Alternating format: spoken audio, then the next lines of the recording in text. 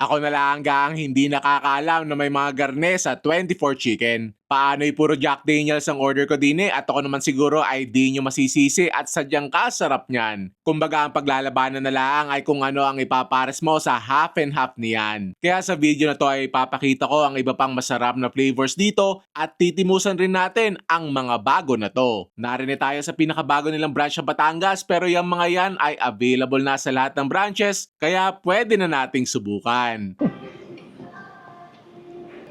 Ano yung spicy cheese? First bite.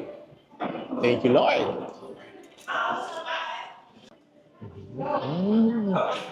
Wow! Sarap ng pagkaka-crispy niya. Tapos, ang ganda ng pagkaka-fry. Hindi siya sagi Kanina pa yan, binidyohan pa namin.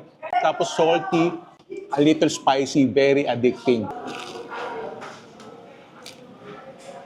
Crispy, juicy, nicely seasoned. Lately, na-appreciate ko to Lemon glazed.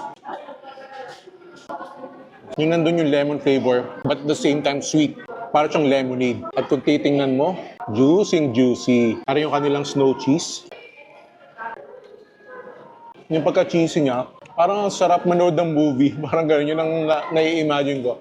Sarap nito, load ka Netflix, ito yung kinakain nyo. Paralo. Ito, Yangnyeom. May option naman kayo kung Yangnyeom lang or Yangnyeom X2, meaning mas spicy. Intimidating. Sobrang anghang ba? Yung anghang niya, very interesting. Parang yung nagcha-cha-cha. Yung maanghang, medyo bawi, anghang, medyo bawi. Ang sarap ng pagkaanghang niya. Try na nga natin to. 24 cheddar.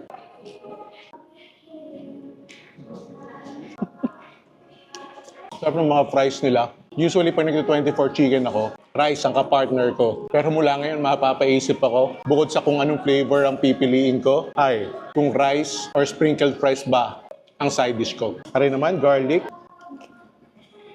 At bago yung ultimate favorite flavor ko, try muna natin to.